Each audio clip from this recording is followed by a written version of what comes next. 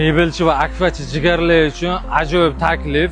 Kunlik 131 ming so'm to'lov bilan Chingraydan T32 xush kabinaligimiz.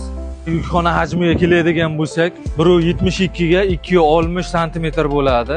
1,5 tonna, 2 tonna yukingizni bemalol ortib ishga borishingiz mumkin bo'ladi. Salon qismiga keladigan bo'lsak, 4 ta shogirchani o'tkazib olib, mebel va akfa romlaringizni ortib olib, ishga borishingiz mumkin bo'ladi. Elektronli rulda bitta barmoqchada boshqarib ketishga nima aytsin, Bluetoothga telefonda ulab olib, agar orqaga yurmoqchi bo'lsangiz ham hech qanaqa muammosiz zarni kamera bilan bemalol boshqarib ketaverasiz. Kunduz sig'ida bo'lsa, konditsionerni yoqib olib, salqinda ketishga nima aytsin. Agar ispitsangiz yo sovqat ispitsangiz, oynani ochasiz, yopasiz, ochasiz, yopasiz. Usta 52 million so'm to'lov qilib, ham yuk mashin sifatida, ham yengil mashin sifatida boshqaraverasiz.